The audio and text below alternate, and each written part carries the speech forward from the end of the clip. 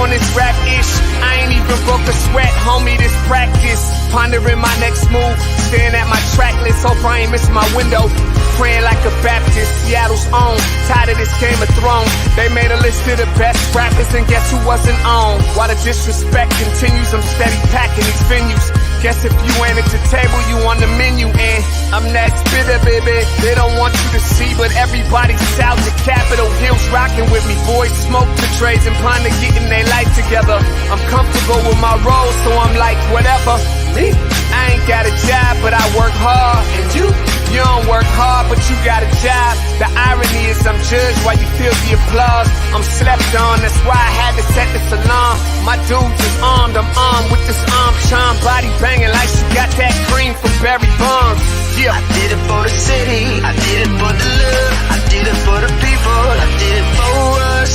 That Dre season is here, a real hitter with a mic, I'm everything that they fear. With that hood ain't the same, I was all on their ass, I'm level-headed.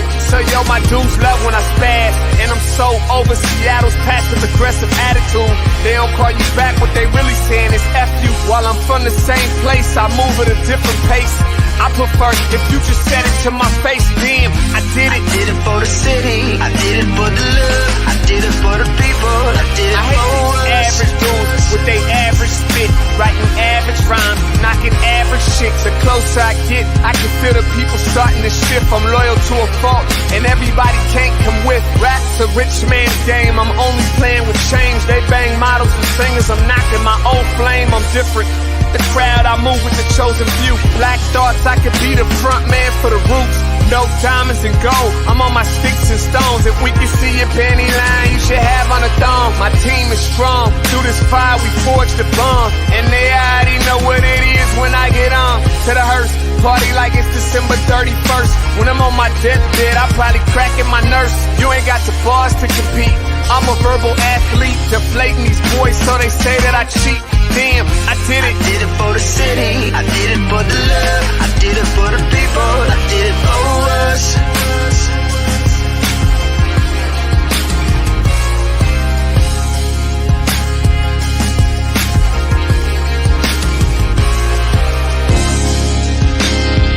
Yeah. I should probably start by apologizing for the long wait, man. You know, I know I be tripping. But I'm not just a rapper, I'm an artist. And, you know, my creative process is a little bit different than most. Nonetheless, I want to welcome everybody out to the Dre's Experience. I got TCF in the building. My whole camp's here with me. I got the band in here laying this cool-ass vibe. And I'm Seattle's own. Let's get into it. Welcome everybody to the Morning Update Show. Happy Thursday to you.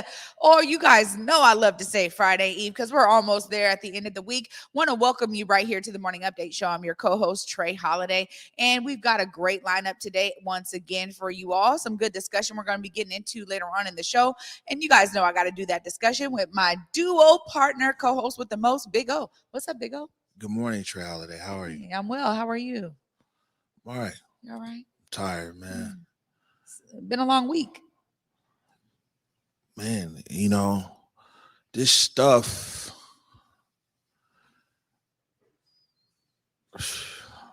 man, just it takes such a toll. You know, like I'm literally like, I don't know, you know, I mean, I got a COVID test. Like it's I don't think people understand. And I just wish these people would just be honest. But now it's like it's a floodgate opening now. There's damn emails and this and that, and you find out all. This just takes a lot, and people don't get that. Like, man, we just impacted on so many levels. Anyways, we'll just save it for later in the show. But you asked me how I was doing, and I ain't gonna lie to you for the benefit of our audience. Yeah. I'm not doing okay.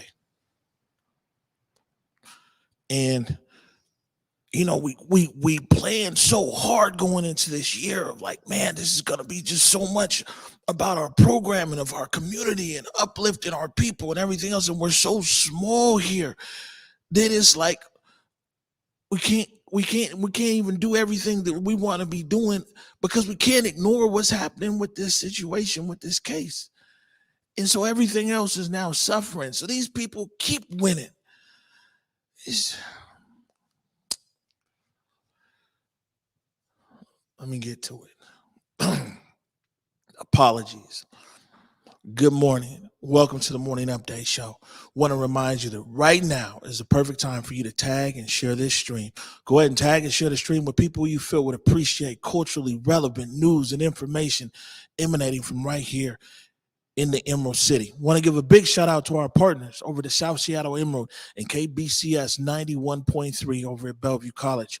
Want to remind everybody you can listen to the Morning Update Show anywhere that you listen to your favorite podcast.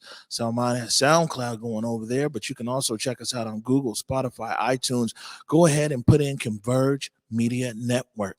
Also, remind everybody, we'll put this link from Public Health, Seattle King County. It's like, yo, if you need to get a vaccine, if you need to get vaccinated, if you need a booster shot, if you want to get tested, or if you're vaccine hesitant, you got questions and concerns, you go ahead and click that link right there in the comments from Public Health, Seattle King County. And, these guys are pretty good. They'll even come out, what I'm saying? In some cases, they can give you a shot where you're at. Yeah. And, again, I think it's great to be able to look up that link because there's testing sites that are popping up as we're seeing so many more people need testing and people that are rushing to get testing or vaccinated because of all of these variants. There's a lot of folks that I think the testing I feel like is really high right now as a lot of people are just dealing with sickness. And it's, the cold and flu season as it normally would be around this time of the year. But because of these variants, it's heightened in a lot of households right now. And I just keep seeing long lines at testing sites. A lot of people just trying to make sure, do I have it? Is this a regular cold? Do I have the flu? And to try to make the discernment. And it's interesting because as we're getting more information, honestly, a lot of folks are saying that it's becoming a whole mix. So we're seeing a lot of that happen right now. So please click that link so that you can find what you need with regard to COVID and these testing sites. Yeah, no, for sure. We're waiting for Julia Jessie. Is she back there? Oh, so Julia is there. Also want to remind everybody for all you cultural, what's the word? Cultural producers that are out there. There it is. Good looking, Salman. Got the slide up right there. For culture, man, they got it from $1,000 to $12,000. In grants for people. It's recovery funds, relief funds, 1,000 to 12,000. We have that link there in the comments. A lot of people in our community and beyond. Seattle's a city full of creative producers, and this is a great opportunity to get a little bit of relief. Yeah, I mean, even folks that we know that work with us here at Converge Media, we have a lot of different partners, and I know that there's going to be a lot of people out there applying for this relief funding, and we're seeing relief funding come in a wide variety of ways from the federal government. This is another relief fund that I'm glad For Culture is able to disseminate into the community. Again, their intentionality is above par. So really, I love the fact that they're being very open to the application process, helping people throughout it. Again, even if you don't have an actual entity like a business entity, you can still apply for these funds. So if you guys know of folks that have been doing cultural work, artistic work out there in community, maybe as a freelancer doing one gig after a gig, this is a lot of gig economy folks, make sure that they know about this as well because they are qualified to apply for these funds. Yeah, no, good stuff there. All right, got a handcrafted motion graphic coming up. There it is. Julia Jessie, our very own Julia Jessie, host of Clapback Culture. Go ahead and bring Julia in. Hey, Julia. Hi, Julia. Hey guys, how are you?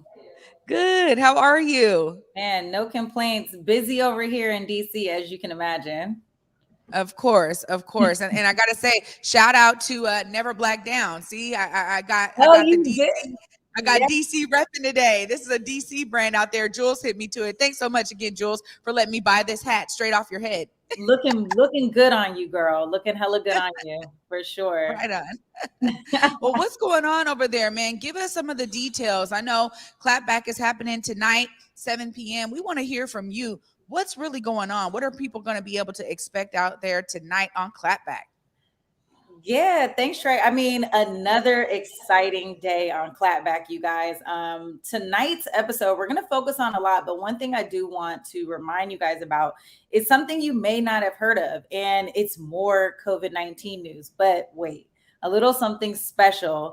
The US military, you guys, has been working on a COVID vaccine that's supposed to be able to knock out every single variant. So it's some really cool updates on that. Scientists in the US Army are developing this vaccine, and it's supposed to go against future variants as well as the SARS variant. And so it's important to mention, I think, that early on, this research has been being done since early 2020. So this is not something that they just kind of came up with for the moment. And they're really looking for something that has, long lasting effects. And so they've just wrapped up phase 1. There's some really positive outcomes that have come into that. And now they're, wrapping up phase 1, moving on to phase 2 trials, going into the human trials. And, and these scientists, these researchers at the Walter Reed in Institute of Research, they expect that this is going to go well. And so what we're talking about is no more Omicron, right? And no more mutations of any COVID after that. But there is one snag, and the snag is that they need to be able to test this vaccine on people who, one, have not been vaccinated, and two, have not been exposed or tested positive to COVID-19. And you're just thinking, like, with the Omicron variant, who lives in that pool of people? But they have found people to be a part of these trials, and it's really, really positive. Scientists are optimistic that they're going to find something that is going to get us out of this pandemic finally. So here we are, some good news as it relates to COVID, and we're going to be talking about that on Clapback Culture tonight at 7 p.m. Please tune in and learn some more and drop some comments in that comment section.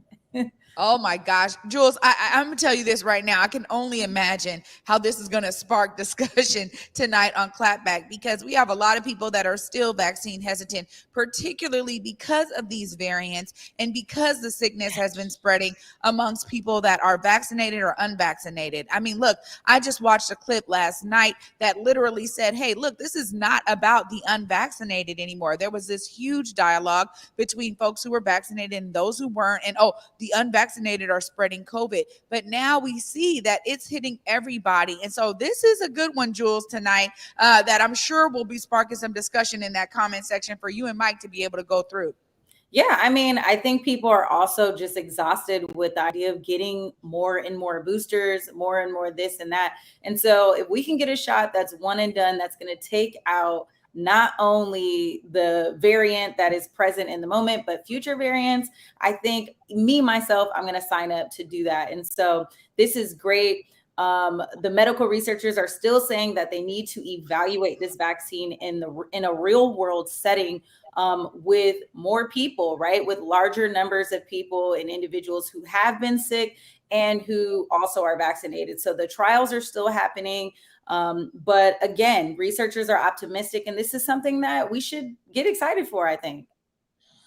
All right, Julia, Jessie, it's always good to see you. Can't wait till we can see you again here in studio. Clapback Culture. We'll go wide right here, Salman, so we can wave bye. Thank you, Julia. Thanks, Jules. We'll be tuned in tonight at 7, and can't wait to see you again here on the Morning Update Show next week. Sounds good. Have a good one, y'all. All right. Peace. Yo, like Clapback, these guys, they've come out strong in 2022. Her and Mike Davis, of course, is directed by Curtis Delgado II, is the director for Clapback Culture, and yeah, they've been amped up.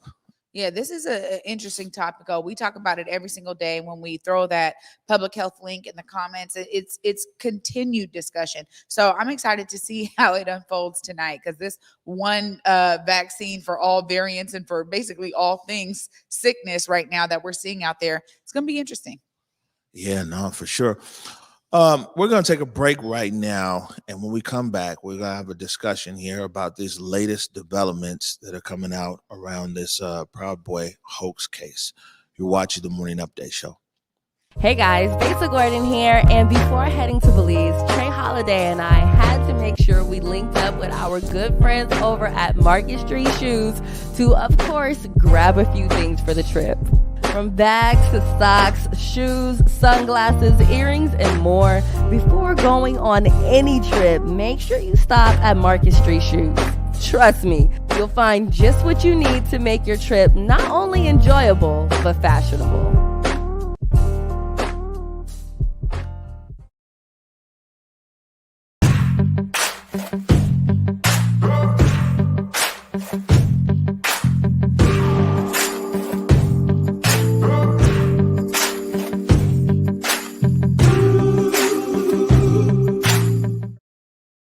Hey y'all, T-Dub here, letting you know about another art funding opportunity. Fur culture recovery funding for individuals is available now, and here's what you need to know to apply. Are you a cultural producer who has been impacted by the pandemic? If you answered yes, but what is a cultural producer? Well, you are a cultural producer if your work, paid or unpaid, is dedicated to creating cultural experiences in any discipline or at any stage of your career. Some examples include exhibit designers, museums educations, archivists, restoration professionals, curators, history researchers, artists, of course, and more.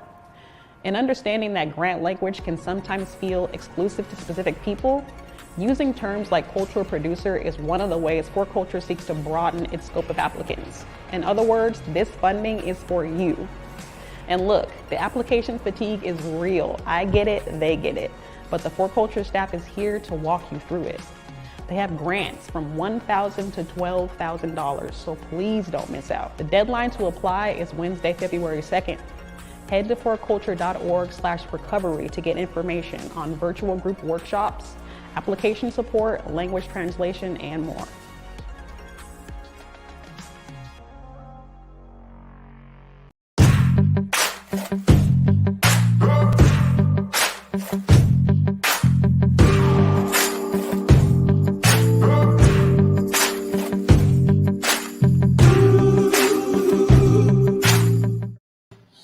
All right, welcome back to the Morning Update Show. And yeah, you see the slide right there. Feel Good Friday. Man, that's all I can do is 4 days these days. I'm glad I'm off tomorrow, man. Yeah, I'm looking forward to it. It's going to be a jam-packed show. We got a lot coming at you guys for Feel Good Friday. And so, as always, we want to leave the week, end it off with y'all feeling good. So looking forward to it all. I'm going to tell you that, thank God, even though it was a story that ended sad, but thank God that we had Sydney Brownstone with us here earlier this week. I look back on this week. That's just such a, I think about it, I was like, man, that's such a highlight. It's such a special show and moment and everything else. And something real positive, It really was. And honestly, I've shared that article with others, and it's just impactful. Even the way that the story was written. We talk about, centering humanity all the time. And really, it's about compassion when we think about it. It's about empathy. It's about showcasing that for our fellow people. And, Sydney and Erica Schultz, the photographer for the entire piece, they really did that in a way that was so impeccable. And I really, honestly, I hope that story gets more attention because it deserves it. It's showcasing Rahima, so we get this real personal story around it, but it also showcases so much of the system and people like Rahima and what they're having to go through in terms of the hoops they have to jump through just to survive. And so I was so moved by it. I've been talking about it all week, honestly. Yeah. Thank you, Sydney Brownstone and Erica Schultz. Yeah. All right, man, this thing is like peeling an onion. You ain't heard me say that one in a while, right? It's layers. Like it's just peeling an onion, and every layer that you get is like it's even more to it. This OPA report that came out, and basically, said that this captain was there grinning, and he sparked this idea of like, hey, this is what we do to get the protesters away from the precinct or whatever. It's like, I'll just be honest, in my opinion, the OPA report at this point was crap. It's like I kept saying it's full of holes. It's full of holes. And if you saw me yesterday there at that press conference when Council Member Herbold was like, "Oh yeah, we want to get more information," I said, "Ma'am, 90% of the information you're looking for comes from the police. It ain't like there's other people holding the information. You know what I'm saying? They have the information, just not being forthcoming." So then, it came out yesterday that this thing that just went from like, oh, here's just one captain, he sparked this idea, it wasn't put together well, it wasn't whatever, to now what we found out through this email there is that SPD over there with EOC, let me say EOC, or Emergency Operations Center, which is right over here, actually just 2 blocks from us, man, the SPD was sitting there feeding them information, and the person who was in charge of the EOC at the time, I think, had the rank of an assistant chief. And now, so this is what Harrell was talking about yesterday. They didn't explain a lot there. Apparently, Harrell and other people talked to this assistant chief who was running the EOC, and the EOC and this assistant chief was talking about, I thought it was real. I was going to get the National Guard. I was going to get this and that and everything else, right? So here you have all this stuff happening at EOC. And I talked to so many people who were in that actual building that day. People from different departments across the city, some people still with the city, some people not with the city, everything else, right? And they were like, yeah, man, we all thought this thing was going down. Parks, there was an email sent to Parks that no park employees should show up to volunteer park or to Cal Anderson. Right? SPU was sitting there doing their thing. All of these agencies doing everything else. And the crazy thing is you got this assistant chief who was at the EOC talking about, oh man, I thought it was real. And I activated, maybe. But when you talk, so I talked to officers who were on the street that day, you know what I'm saying? Patrolmen who were on the street, they said that they were told, stay off the channel. So you got the actual officers who were like, yo, we was told stay off the channel. And you got an assistant chief who's over there running the EOC who's like, man, I thought this thing was so real. You see what I'm saying, man? People just be playing. It's just an onion that just keep peeling. Then you got Meyerberg, who never reached out to EOC, never reached out to EOC and his OPA. This will tell you right here, and people ain't heard me say this ever, that, man, the oversight system here, my friend, imagine OPA's job was to get to the truth, and OPA Director Meyerberg intentionally did not go to the EOC because of some, I'm only supposed to talk to this person, that person. Let me tell you something, though. Meyerberg staffed the EOC. Years ago, during May Day, when he was in Pete Holmes' office, Meyerberg staffed the EOC. He was there. So he knows how everything works in coordination with SPD, with Spock, with EOC, and everything else. Meyerberg has been in the EOC. He staffed it as a lawyer when he was working there for Pete Holmes during May Day.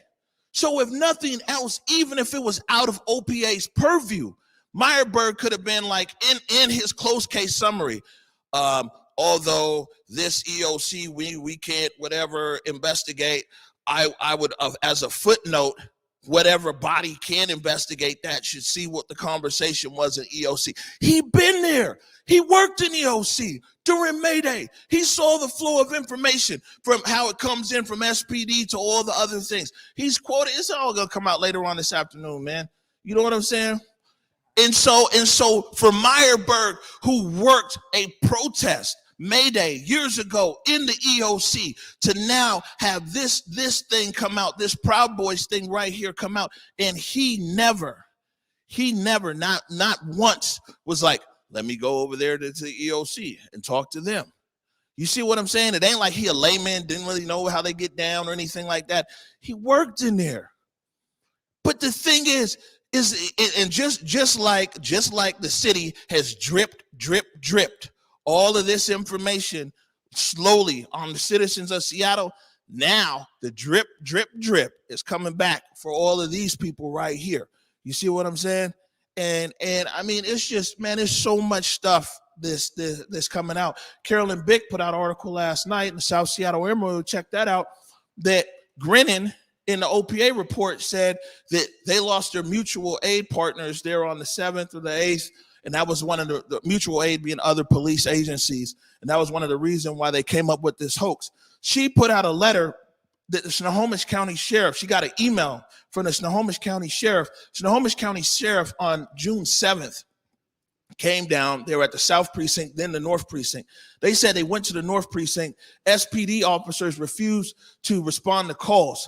So Snohomish County Sheriff officers were responding to calls in Seattle with no SPD radio, no support, no nothing. They were even writing citations with Snohomish County, whatever citation books.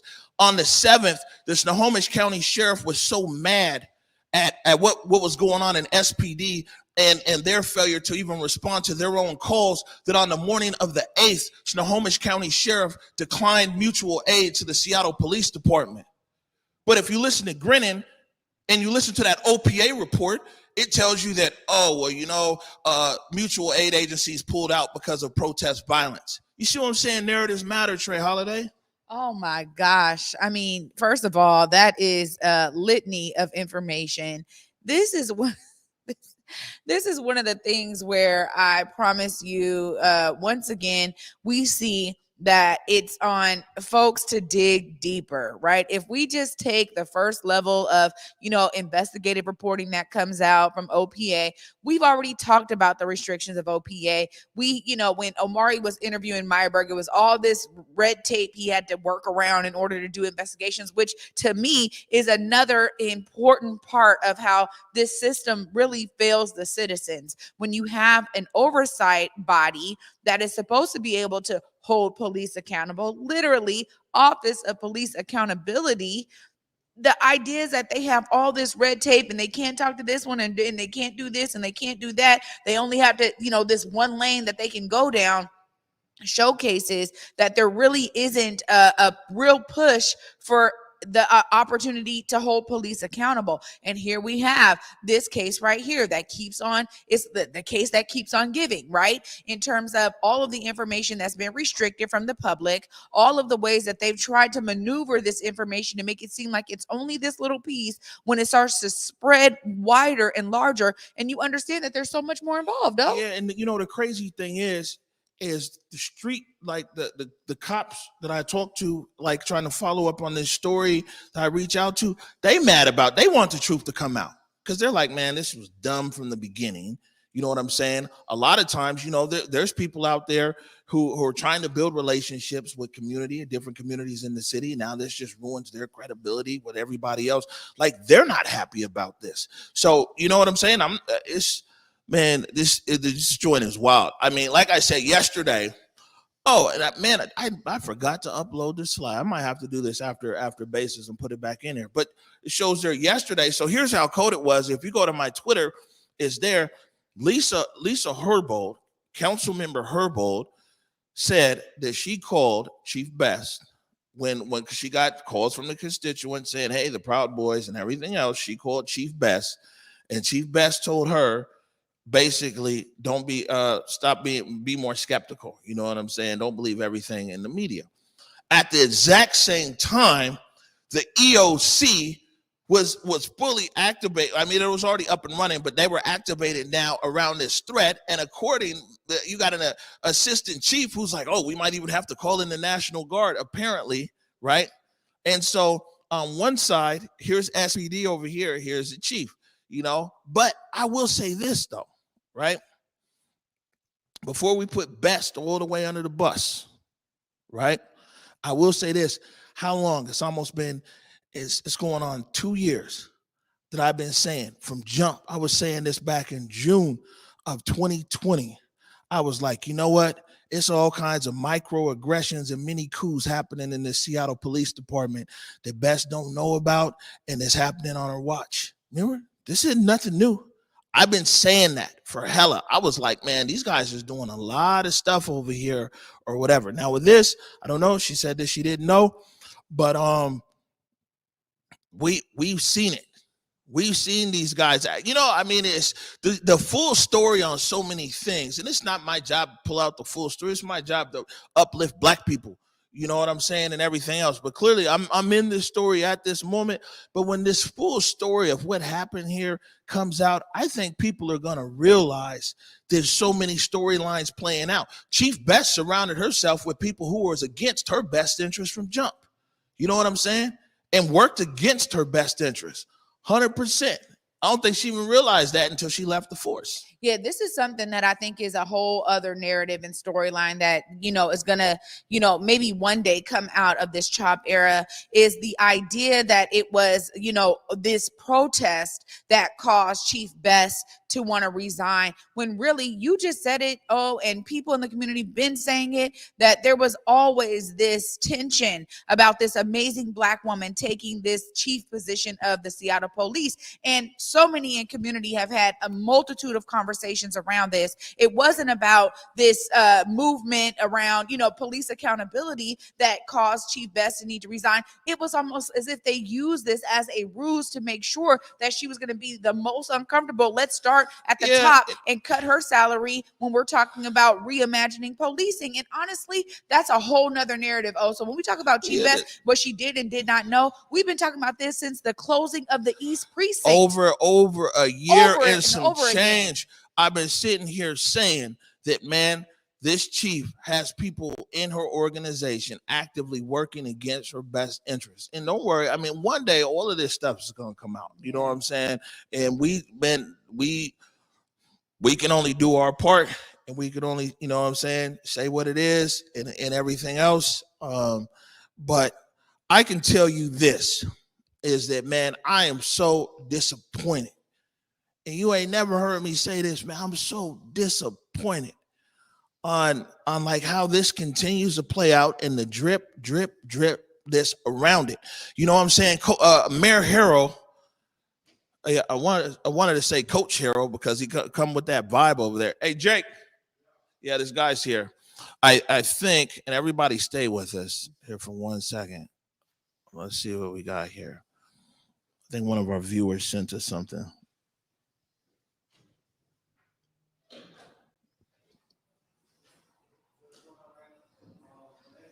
Yeah, actually he did. This is good looking out. Aww. So Andrew Vroom, thank you, Andrew. Andrew. Yeah, Andrew Vroom sent us lunch today, and it just arrived over here. So thank you, Andrew. I appreciate it. It's some big bags you're too. The gift that keeps on giving, Andrew. Yeah, we appreciate you. It's going to be some good stuff, so we can't wait to get into that. Thank you, Andrew. Appreciate you. This is live TV. Oh, there we go. You know what I'm saying? It happens right here. The thing is, Trey Holiday, is that Mayor Harrell has an opportunity. You know what I'm saying? I like the opportunity is 100% right there. Mayor Harrell, come on, man. EOC, I don't know. I think it fits underneath his executive branch. So, man, let's just have the people. Man, somebody say something.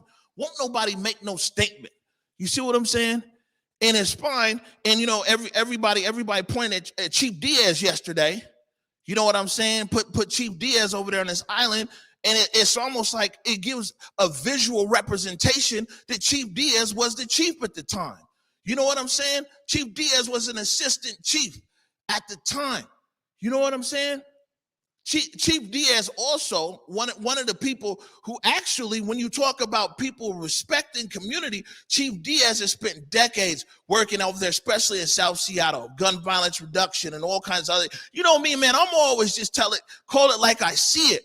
You know what I'm saying? Chief Diaz leads the Seattle Police Department, and we putting this information out now 2 years later, almost, unfortunately, that's taken this long. But you know what? We got to keep things in context. And just like I said yesterday, that people are, they're saying too many buts instead of ands.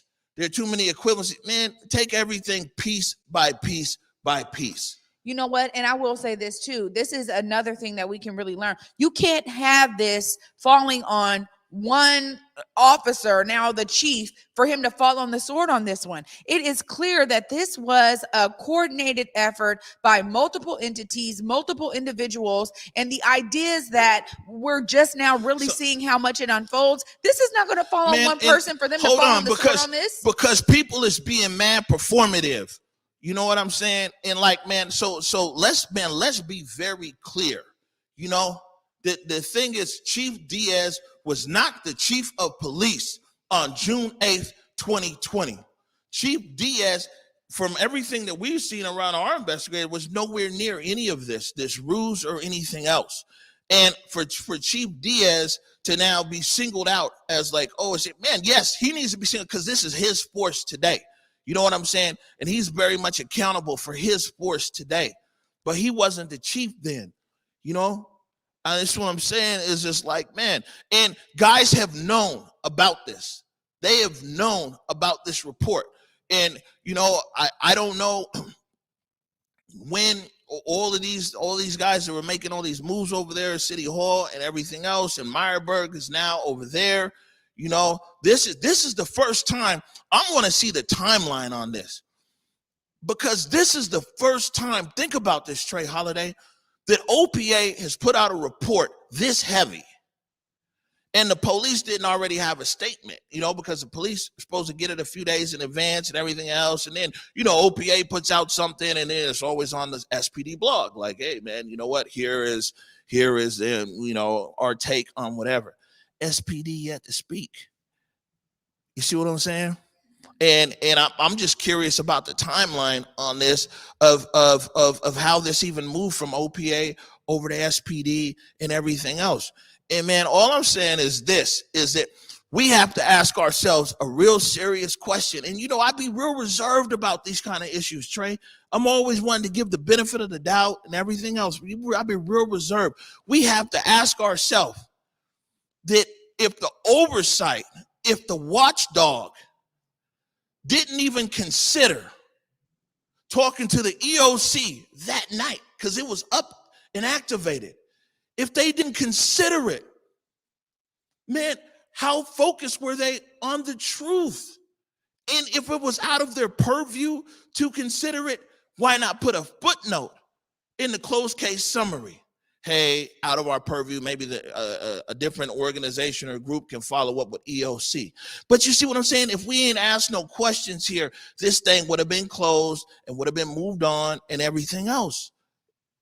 Why it's really interesting, and I'll be real honest, because from my own purview, it's you know, we have people that, you know, all this truth may not even come out until some folks retire, because they're trying to protect themselves or protect people that they know that were in the heart of this thing, right? There's a lot of officers who are not speaking out and really telling the truth. But again, it goes back to this kind of you know, culture within SPD of protecting its own, you know, blue backing blue and all of this kind of such. But it is interesting, and you just said it, and this is something that I was thinking in the beginning, was we seen how OPA seemed to tote the line. There was so much community discussion around, man, ain't nobody, you know, there's no real effect over there at OPA. They're not really holding police accountable, all of that. And then when this came out, it seemed like it was like, whoa, okay, you know, OPA is going to put it out there that, yeah, this was a police hoax. This was a ruse. It wasn't true. And it ended up in this way. And here's kind of some of the parties that we know were involved, but they're no longer in the police force. It was still a little bit of touting the line, but it was almost like it was more truth than what we've been getting before. And now to know that there's so much more layers underneath this, and now Meyerberg is going to be away from OPA. This is interesting to me, because once again, we got police who are no longer a part of the force. We got Meyerberg who's not going to be part of OPA. This to me is really where it's at, because you start to see these shifting parts, and it's almost like people are playing chess. That's what it looks like to me, moving pieces on the board. I think to really be real, if people have any hope of keeping any credibility around OPA, and now Director Meyerberg has moved into Harrell's administration, somebody better get on the good foot and explain here what just happened. Somebody, because I'm going to tell you, Harrell's administration is going to be tainted. You see what I'm saying? Like, this is a big glaring hole in Meyerberg's staff, the EOC, during a May Day protest. He's quoted as saying how he sees how you police communications come in and do this, this, and that. And bruv, you ain't think of talking to them? You ain't tell nobody else to talk to them? Man, they need to take this opportunity. And this is the funny thing, right? Is that people are talking about, well, policy change, this and that. Every time somebody asks me about a policy change, I'm like, hold up, wait a minute. Let me put some truth in it. Let's deal with this issue right here, right now. Because that's what people do. They give you the warm fuzzy. Oh, we've changed the policy. We've changed this and that. Nah, man, I don't talk about no policy change. We need the truth of what happened here to come out first. You know what I'm saying? If questions were not asked here about this, these people talking about specs audio and me taking it to OPA, this is a whole nother bomb that's just dropped right here. That holy shit, you guys never even talked to the EOC, and they'll tell you there's no other evidence. That's the other thing. The OPA report says there's no other evidence. But there's a hella, I talked to at least 20 people yesterday who was in the EOC that day. They was there. They were like, yeah, man, I was there. It was crazy. We got this email. We had to go through this, that, everything else. It was there. This is a big hole. And City Hall needs, man, they need to fix. You know what I'm saying? Harrell said yesterday that agreed that there's all these gaps. This is your opportunity over at City Hall right now. You know what I'm saying? If you guys want to keep any semblance of credibility, man, put it out. Put it out. And something needs to be explained here as to why OPA did not talk to anybody in EOC or make a footnote that somebody should talk to someone in EOC.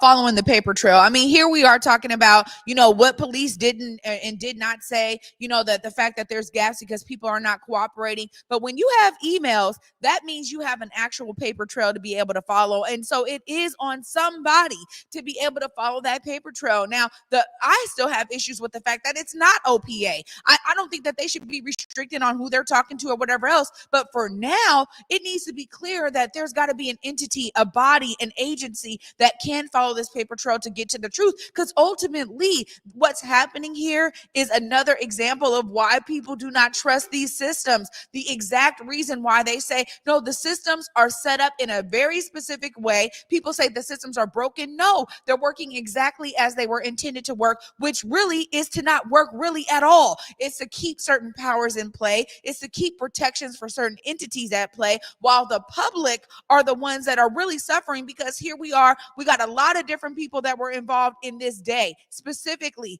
and we talked about that from the residents to protesters, the people who were coming from work, hearing all this. It was a spread. It was widespread to so many more people than just between police and protesters. And the idea is that nobody's following the paper trail to get to the truth when there's emails out there. Come on, and this is what I'm saying. This is why I pushed back on people early on when they were like, hey, have been listening to the police radio anyway. And I was like, nah, bruv, you know what I'm saying? This is a much bigger thing, and at the time I was talking about, the neighborhood, the residents impacted. Look at this. You had city employees that have been activated out there in the field, you know what I'm saying? In preparation of something here. So this isn't even just, protesters, residents, businesses. It's city employees activated and everything else. And like I said, if that email hadn't leaked out, we just had to take it for where it is. I will say this. If there's any hope for OPA to claim any credibility here, and for Meyerberg to have his reputation intact over here in this Harrell administration, somebody need to make this make sense. Somebody needs to make this make sense, that after 14 months, no one thought about going to the EOC. After 14 months of investigation, no one thought about talking to the Emergency Operations Center, where all communications and everything else for that night were activated. There was an SPD officer who was there, an assistant chief who was running the EOC. No one at OPA thought to talk to, hey, let me go talk to whoever from SPD is over at the EOC as part of this investigation. Y'all got to make this make sense, man. what? Another thing, and this is real interesting because we're talking about people who get paid well to do these jobs, and yet the jobs aren't getting done. So once again, this is now taxpayer money from levies, all these different ways that these kinds of agencies and entities are funded, and yet we have a lack of responsibility, a lack of credibility. Let's be honest here. The community does not have a lot of interest or faith that, hey, these guys are going to do a great job. They're going to give us the report we need. They're going to make sure it's all transparent. No, honestly, when we talk about having the opportunity for the mayor, for the Harrell administration to really change the game here, we're talking about full transparency. And that's what's needed right now, because we're in a digital age where we can have reporters like Omari who are going to dig deep, who eventually uncover some stuff like this. And then we have people sending emails that are saying, look, we got this email, so we were over here on high alert as well. We have a digital world that we live in. So the ideas of information coming out are real. Man, do your jobs. You're getting paid well to do these jobs. Stop pussyfooting around it. Stop touting the line. Stop being in the middle. At the end of the day, you got to make a choice to be honest and be able to look yourself in the mirror when you go home and know you did everything you could to get this out there, instead of being like, hey man, I did what the little bit that I could do and the rest is on somebody else. No, take full ownership of this, man. That's what I'm saying. You're getting paid money to do this. Listen, Councilmember Herbold is the head of public safety. Council member, who should be the most irate about this, to be honest with you, and actually has some power and some authority, is Council member Lisa Herbold, who's the head of public safety. Man, Lisa Herbold, man, they ran game on you, man. You know what I'm saying? Like there was a whole operation that was going on over here in the EOC. Council member Herbold, are you going to stand in the gap here to be able to force the truth to come out about what occurred, ma'am? Because there's a big problem here, ma'am. When you were looking for answers, the EOC was active. They were activated. All the answers were down there, ma'am. You're elected to the city council at the time. You were here. You know what I'm saying? You're the head of public safety. You said yesterday that you want answers, Councilmember Herbold. Man, you know what? Here's the breadcrumbs. Here's the paper trail. Councilmember Herbold, can you figure out why the OPA wouldn't talk to the EOC? Can you figure out how the EOC was activated? Nobody even called it. They were talking about they wanted to call back in the National Guard. How come ain't nobody call you guys? Ain't nobody call the city council? That's a big deal. So we'll see. We'll see the intentionality, because this is wide open, is blaring and glaring. So we'll see the intentionality of the elected officials who are here if they feel that getting to the bottom of this issue is worth it to the citizens of the city of Seattle. I told these people this was going to be a time bomb. I had no idea it was all this. This one was like, man, put this out. I told them, please, I pleaded. There's emails, I'm pleading. Man, this is going to be bad no matter what. Put it out so people can resolve and their life go on. Man, this shit wasn't gonna never come out. You know what I'm saying? This was a high pressure campaign for this to even ever come out. And that's why it comes out and it's all in bits and pieces here and everything else. But I would say this, that, either City Hall can get in front of this and really bridge this gap, or the truth, and put the truth out so a city can get to the bottom of it and heal and build a foundation. Or it's going to be drip, drip, drip. But now it's going to be the media. Drip, drip, drip, drip. Because it's going to come out either way. Yeah, this is exactly why when we talk about opportunities, man, step up to the opportunities, be bold in the approach. Now is the time, right? Now is the time. I mean, we talked about this ever since the protests even popped off, as we were encouraging council members to get out there and we were trying to figure out where was the leaders, right? Where were the elected officials and people that have been, leading on certain efforts to really step up and take control of the situation. Now we have this trickle down effect of this situation, and it is time again for us to see how they're going to move forward and really take some bold action here and not do the antiquated thing of let's make the public wait another 14 months. Let's make them wait another 2 years because we're just going to, do some little bits here and there. No, if you're listening to this plea, you would actually take the opportunity to be bold at this point because it's necessary. That's what it is. You know what I'm saying? Credibility is on the line. It's all going to come out one way or another. Either they can get ahead of it and be bold and be transformational, or it's just going to drip, drip, drip over people's heads. You know what I'm saying? It's coming. It is coming no matter what. And I mean, these are questions that need to be answered. You know, I mean, people need to move on, including us. You know, like I said, this isn't what we was wanted to do. Man, even our content calendar, this shit is taking up so much time. You know what I'm saying? And everything else. This isn't what we want to be doing. This is a position that, you know, that we're just in right now. And, you know, I tell people, and I'll leave it with this, we got to get the basic stuff, is that there's enough wrong. This whole thing was crazy. There's enough wrong. And people need to stop with the but. Stop with the conflating and the moral equivalencies. There's enough wrong stuff all the way around here. And it's okay to take it one thing at a time. It's all right. But, man, let's just do what's right. And let's just get this all out, man. You know, I'm not the only person. I'm just a person with the microphone. I'm not the only one that feels this way. And like I said, if you talk to a lot of police officers, they'll tell you like, yeah, man, truth just needs to come out. You know, this isn't some anti-police thing or whatever. It's just whatever the issue is, good, bad, or ugly. Let's get it out. Let's get it out, and let's make sure that people can have the opportunity to move on. And also, if you really care about, you know, community, trusting these systems, trusting police accountability and these kind of oversight committees, let's really find a way to make sure that this is a transparent process so that community can see it go from one point to the other and really follow this instead of these bombshells dropping in our laps. And then it's on us to be like, man, here we go again. Honestly, we have the opportunity to make some real change here and to make some progress. And so I'm really hoping that that's the way that we take it, is to do something that is very transparent and doing it in a way that really moves it forward. All right, got a handcrafted motion graphic right here. There it is, Besa Gordon.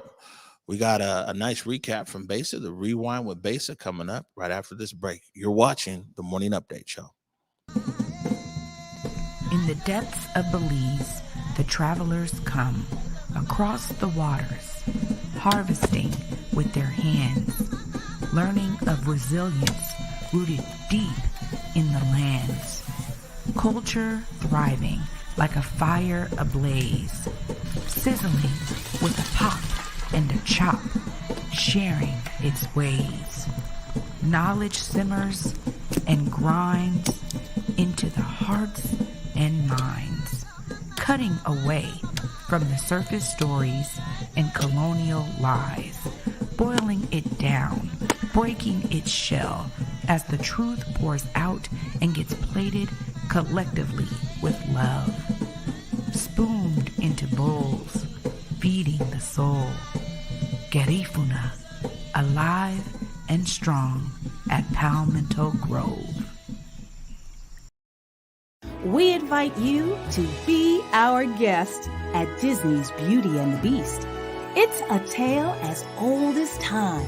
In a brand new production by the Fifth Avenue Theater. Return to the magic of live theater with one of the most enchanting musicals of all time. Disney's Beauty and the Beast at the Fifth, January 12th to February 6th. Tickets at fifthavenue.org. Hey guys, Besa Gordon here. Let's do a quick recap of what has gone down over the last couple of days. First and foremost, in terms of local news, looks like Eric Bellinger and Sammy, yes honey, Sammy, if you're my age and aka about 32, you remember Sammy from back in the day when he did a song, I Like It, which was so popular. Well, these two have decided to team up and do a tour called the Vibes on Vibes Tour, and guess what? They will be right here in Seattle, Washington on April 3rd. In other Seattle news, it looks like Bumper Shoot is getting a little bit of a facelift. They actually decided to name a new producer, and believe it or not, one of the people on the team happens to be Steven Severon, one of the owners of Numos. In a recent interview with Seattle Times, Steven said, "It's not about us, it's really about the arts in the Pacific Northwest and what we have here, which is a treasure trove. There's so much cool blank that happens here, and you gotta dig for it a little bit. We're going to take some of that digging out for the people that either don't want to or don't have time and put it on a grander scale for people to experience it." I'm totally here for it, and I definitely can't wait to see what you end up doing with Bumper Shoot later on this year, Steven. Now, ironically, Taco Bell and Subway are both selling chicken wings. Neither of these companies sell chicken like that. However, if you go to your local grocery store, child, not only can you not find chicken, you can barely even grab lettuce. On top of that, it looks like even Wingstop, as we all know, Wingstop is all they sell is chicken legs and, or shall I say, party wings. They've had to move over to chicken thighs, so I'm not too sure how the heck Taco Bell and Subway of all restaurants are able to keep up with the chicken wings, but I feel like it's a little bit suspect, and if any of you have tried it lately, I really hope that you are feeling okay. Rapper Young Thug and a Gunna were recently kicked off of their private jet. Now, I'm really not sure of exactly what happened here, okay? I'm gonna play a little video for you guys so you can see a little clip of what Young Thug is saying, but from what we know, Gunna didn't have his ID, and apparently somebody disrespected one of the flight attendants. I got a mom, bro. I got 8 sisters. I'm not disrespecting a woman. When she told you that somebody disrespected her, you supposed to sit. If you kicking me off the plane and making me, if you, because they, yes, I'm recording. I'm a superstar. Okay. But I asked him what happened. He said somebody disrespecting him. I'm like, okay, who disrespect you? Okay. He couldn't tell me who disrespect him. Okay. Nobody has disrespect you. All right. Like, this is my artist. All the people on the plane, they some kin to us. They either with me or my artist. I'm the big dog here. Okay. So I'm gonna be the one talking. I said, what did we disrespect you about? Oh, one of my friends didn't have ID. The whole ID thing just ticked me off. I'm like, okay. You guys are taking off or landing? Now again, it's still not 100% clear on what the heck went down. However, I did do a little bit of Googling just to make sure that it is true that you cannot ride on a private jet without an ID. And you actually do. You need an ID or a passport to even get on there. So, I mean, no matter what, they all would have had to pull over and get off the plane. So I'm not too sure as to why it was such a big deal. I did see a clip where Young Thug mentioned to the police officer that they wanted to see whoever was on the plane's ID, and they showed him a picture of it. Well, with all due respect, good sir, your ID is not like your COVID vaccination card. You can't just go taking pictures of it and handing it to people. So I don't really know what happened there. What I do know is that later on in the day, they were looking for another private jet to get their bus to New York. Hopefully they made it. Kanye West is actually dropping a new, I want to say 3-part documentary on his life. And guess what? It's going to be on Netflix, okay? It's called Genius, of course.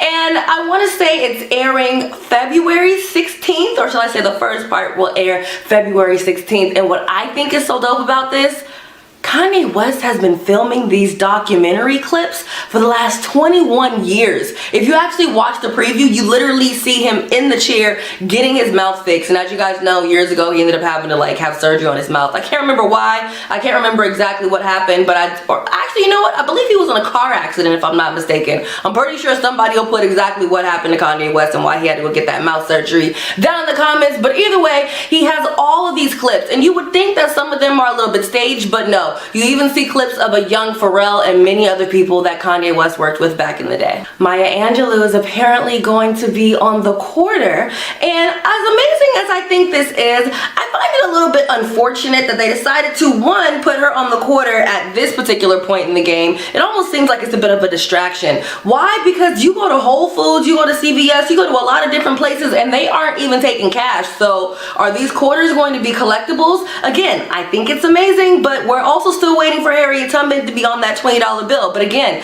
this is definitely a time where you're going to places like Whole Foods where they're allowing for you to pay for your groceries with the palm of your hand by scanning your phone, so that way you're using your Apple Wallet. Everything is becoming very, very touch free. So for them to wait until now, I'm feeling a little bit of a way. It's almost giving you just might as well make these quarters collectibles, because again, if you go to Whole Foods, you're not paying with cash unless you have a cashier check you out. So on one hand, I think this is great. On another hand, I think it's convenient and a lightweight slap in the face, and it should have been done a lot sooner. With that being said, I would love to get your thoughts on every single thing that we talked about. That is all I have for you on today's Rewind with Besa. Of course, you can keep up with me on social media at Besa Gordon, and you already know, listen to me weekdays on Cube 93.3 from 10 a.m. to 3 p.m.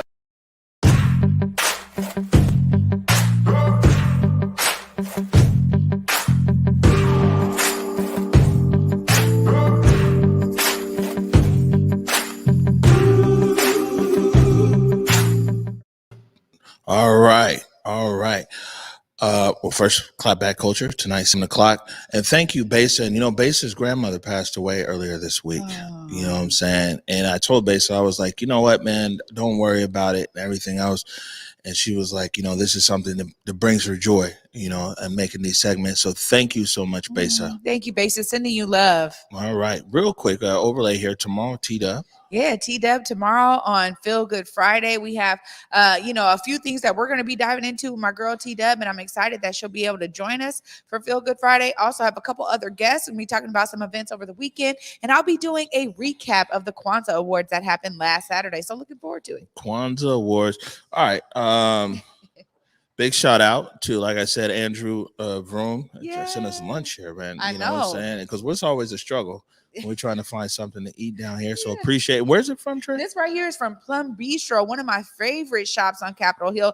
Vegan and Black owned, and amazing food. Honestly, you won't even really know it's vegan. So, you're going to enjoy it all. All right, I'm sure I will. We're over time. I know you got something going on. Any last words? Yeah, just please see yourself as part of the solution. It's clear that we need more people on the front lines. Make sure that you find a way to be part of the solution out there, guys. Yeah, no, for sure. This is it for me. I get this camera right here. Come on. This is it for me for this week. Thank God. You know what I'm saying? I'm out of here. This stuff. I mean, like I said, man, it takes a toll. It takes a toll, man. We've been carrying a lot of this stuff for a long time. And we're just, man, it's a lot,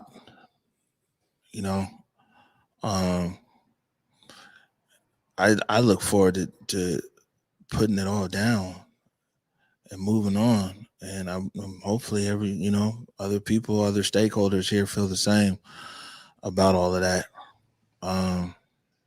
It's always a cloud that comes in here when this protest stuff comes up, That being said, I'm like I said, I'm glad I'm out of here. And you got Feel Good Friday tomorrow. All right. Man, I like the way that we end the show now, with Shayna Shepherd and her song Hope, because, no matter what, we're always optimistic. The glass is always half full. There is always better days ahead. And so optimism is still alive and well over here in the Black Media Matters studios. On that note, I want to remind everybody, go forward in your purpose, go forward in your humanity. And until tomorrow at 11 a.m. for Feel Good Friday. Peace.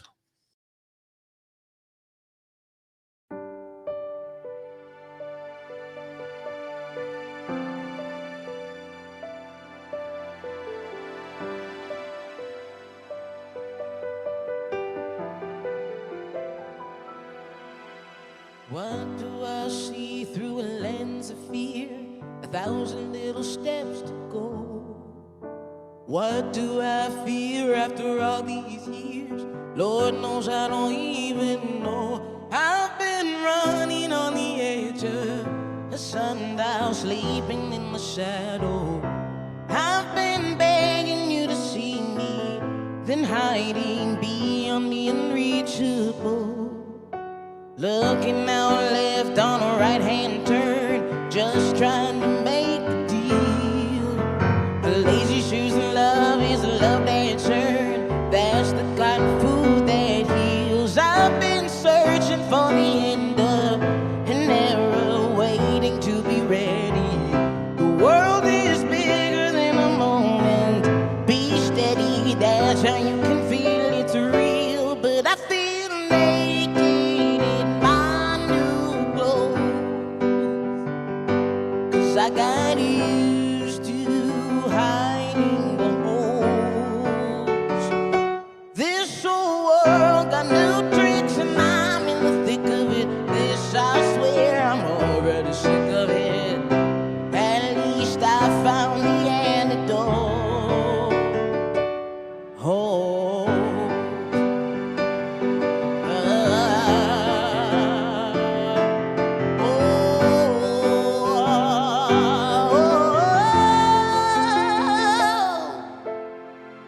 I know no one is a shadow.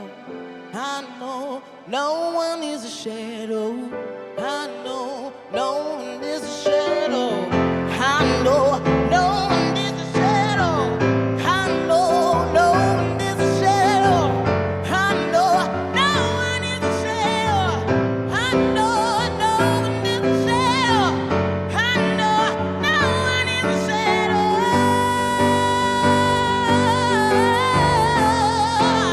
No one is a shadow.